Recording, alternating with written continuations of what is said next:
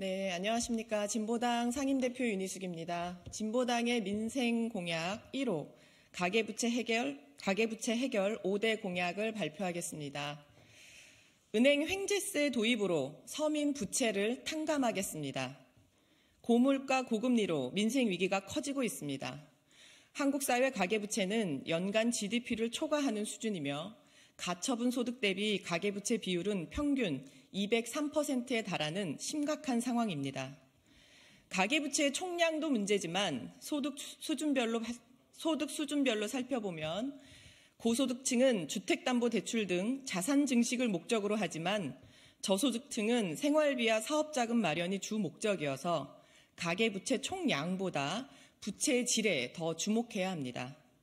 특히 2030 세대와 취약계층의 부채는 계속 늘어나고 있고 연체율도 증가하고 있습니다.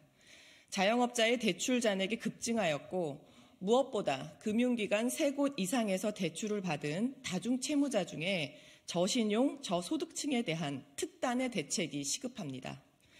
이런 상황에도 불구하고 은행들은 고금리로 2023년에만 연 60조에 이르는 이자 수익으로 이자 장사를 하고 있습니다.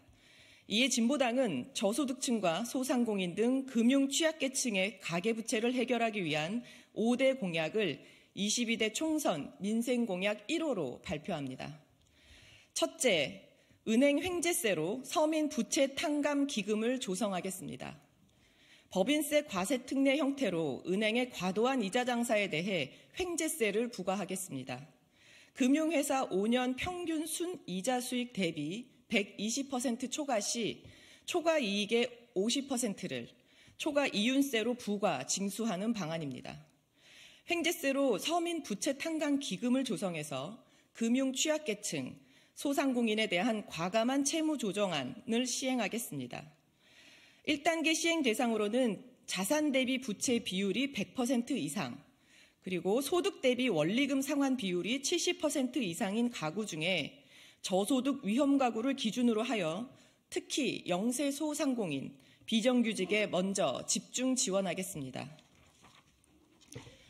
둘째, 지역 공공은행 설립으로 서민 금융과 지역 재투자를 확대하겠습니다. 지역 균형 발전과 지역 순환 경제 활성화를 위해 지역 공공은행을 설립하여 금융 소외계층을 위한 서민 금융에 주력하고 사회적 기업 등 지역 내 중소기업 및 소상공인 지원으로 지역 재투자에 힘쓰겠습니다. 진보당은 제2, 제3의 금융중심지인 부산과 전북에서부터 지역 공공은행 설립을 시작하여 지역 순환경제의 본보기를 보여드리겠습니다. 셋째, 법정 최고금리를 15%로 낮춰 대출금리를 인하하겠습니다. 이자제한법 및 대부업법의 법정 최고금리를 현행 20%에서 15%로 이내로 제한하여 서민들의 고금리 고통을 해결하고 대출금리 인하를 촉진하겠습니다.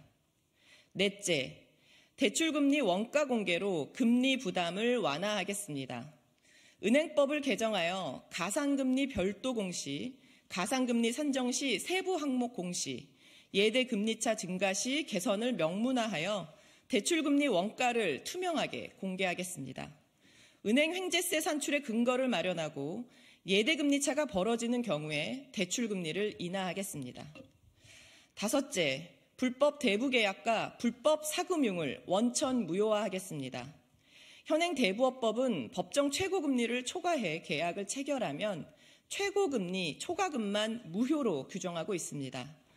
대부업법을 개정하여 불법 대부계약은 반사회적 범죄로 규정하고 계약의 형식과 관계없이 이자는 물론 원금까지 무효로 하겠습니다.